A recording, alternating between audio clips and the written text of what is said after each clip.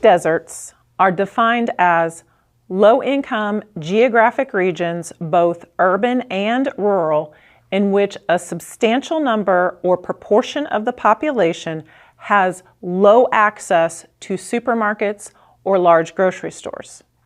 Further, to qualify as a food desert, at least 500 people, or 33% of the population, are located more than 1 mile in an urban area or 10 miles in a rural area from the nearest supermarket or large grocery store. Food deserts are often found in low-income tracts as defined by the USDA, which are characterized by a poverty rate equal to or greater than 20%, or a median family income that is 80% or less of the metropolitan area's median family income for tracts in metropolitan areas, or the statewide median family income for tracts in non-metropolitan areas.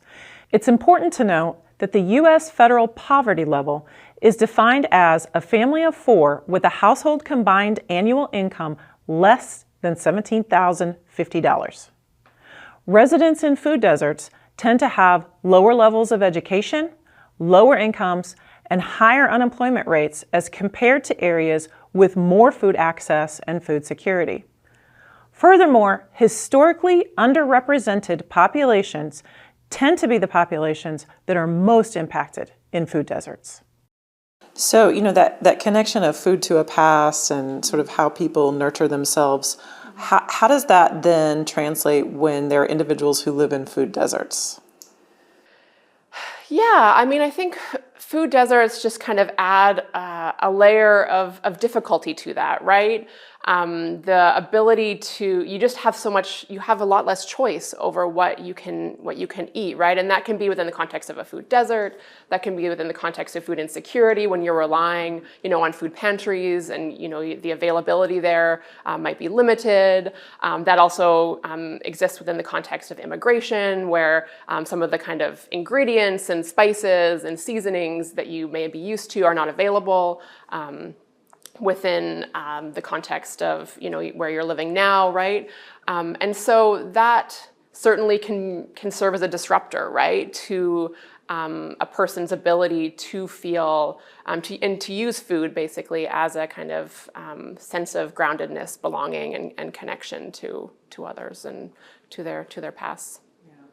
We've long known about food deserts, which is certain groups in the U.S. context, but increasingly all over the world, have less ability to access food despite living in highly urban environments, or increasingly people are thinking about food swamps, right? The ability to access food, but also the quality of food that people are able to access. So there have been movements for a really long time to change the food system in relation to some of these really long-standing problems. And so there's been a huge drive for kind of more locally produced foods and to, rethink how these supply chains work. So I think it wasn't, these weren't like new questions in relation to COVID. I think it put it in stark relief. Whether those kinds of, questions picked up momentum in relation to COVID, maybe at the time, but I don't see any more kind of prominence on them after theoretically it's faded, even though we are still facing supply challenges with infant formulas. Access to food is critical and essential to the livelihoods and well-being of communities, families, and individuals.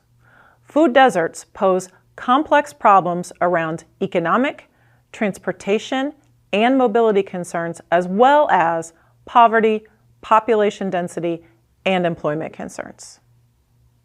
In untangling the complex problem of food deserts and access to affordable food, we are also untangling some key income inequities for individuals and in communities.